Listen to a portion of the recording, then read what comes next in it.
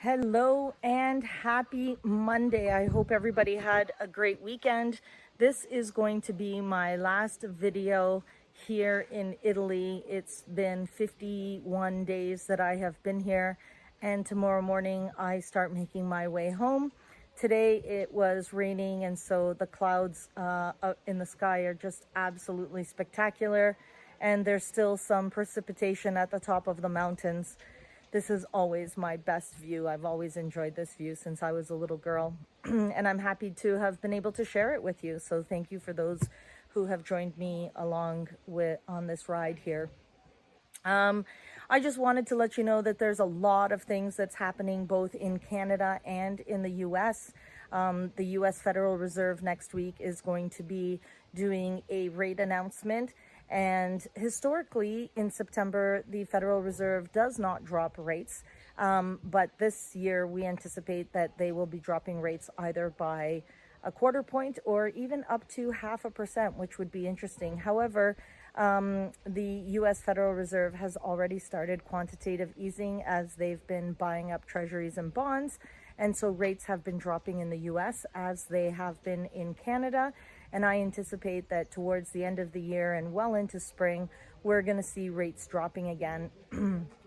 The other thing that I wanted to let you know that a lot of people don't talk about is the yield curve in Canada has finally inverted again, which means that shorter term mortgages have lower rates. If you've noticed over the last couple of years, the shorter the term, the higher the rate. And now what's starting to happen is the shorter the term, the lower the rate, finally.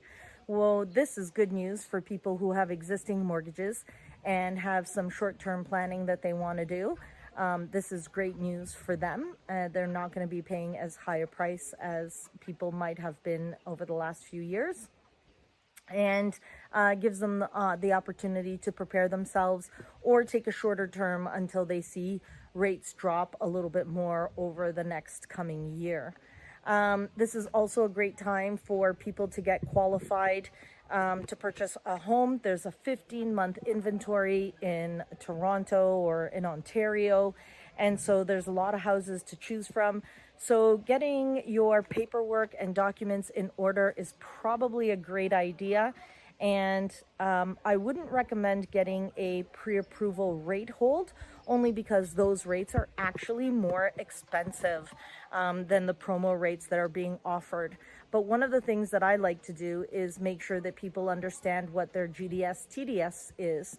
And if you don't know what your GDS and TDS is, that means that your banker or your broker hasn't been really giving you the proper information that you need.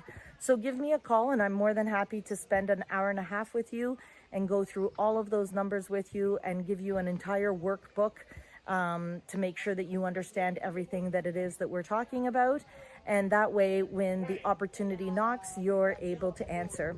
Have yourselves a great week, and I will see you next week. But I'm going to be back into the home office. If you have any questions tomorrow, then you can email robert@lendinglogic.ca. And I am back in the office by tomorrow evening and responding to all calls on Wednesday. Have yourselves a great week. Until next week, take care.